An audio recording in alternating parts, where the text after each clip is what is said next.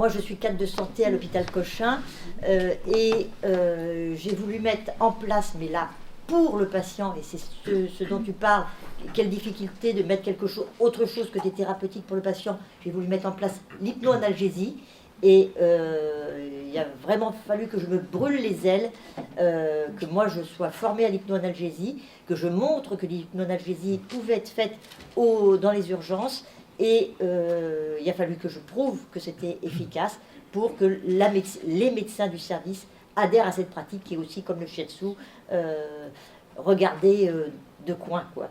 Et quand on voit notre seule arme par rapport à des études, on nous demande des études, c'est que ce soit pour l'hypnoanalgésie, que ce soit pour le shiatsu, c'est la satisfaction de la personne qui reçoit. Et je suis le témoin vivant de quelqu'un qui tient encore dans son job parce qu'elle bénéficie de séances de shiatsu.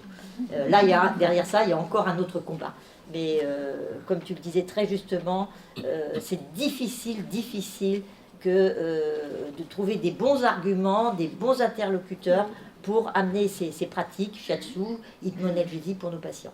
J'ai gagné pour l'hypnoanalgésie, j'ai pas encore gagné pour le shiatsu. Comme tu disais, au sein de l'hôpital, on peut apporter des choses, on commence à apporter des choses, c'est relativement récent pour nos personnels soignants, mais notre but, autant à Gaël qu'à moi, c'est mon désir le plus cher serait de mettre du shiatsu au sein de l'hôpital pour les patients. On en est loin quand même. L'histoire revient 2010, je la citerai, c'était Patricia Murat, par bouche à oreille, hein, on savait que cette équipe des urgences de Saint-Vincent-de-Paul était en difficulté. Je rencontre Catherine Murat qui me dit bah tiens, viens tester le shiatsu, et je me souviendrai tout le temps de ses premières séances de shiatsu. Elle m'a dit, elle avait été de très bons conseils, Patricia Murat, m'a dit tu vas voir quand tu vas rentrer, je te conseille une chose, reste chez toi, mets-toi dans tes coussins, prends un petit thé chaud et tu vas voir. Et puis j'ai très vite adhéré, et d'où ma conviction, et c'est ce qui me mène maintenant, du bienfait du shiatsu pour nos patients et pour nos soignants. À travers le shiatsu, il n'y a pas que la valeur de qualité de vie qu'on veut amener, il y a d'autres valeurs. Je vais dire quelque chose qui me chagrine un peu, mais je vais quand même le dire. On est en perte de valeur dans nos métiers de soignants, et à travers, si j'arrive à remettre du shiatsu pour eux dans le service d'urgence, peut-être qu'à travers ce biais-là, moi je vais arriver à retrouver des valeurs de proximité, de toucher, et je voudrais revenir à cet abord qu'il y a dans le shiatsu, merci Bernard, qu'il y a dans le shiatsu. Moi, à chaque fois que je reçois du shiatsu, et si je suis encore aux urgences aujourd'hui, c'est peut-être un peu grâce à vous Bernard et à votre équipe, parce que je suis receveuse de shiatsu, et c'est que du bonheur pour moi, et quand je ne l'ai pas, c'est que du malheur pour moi.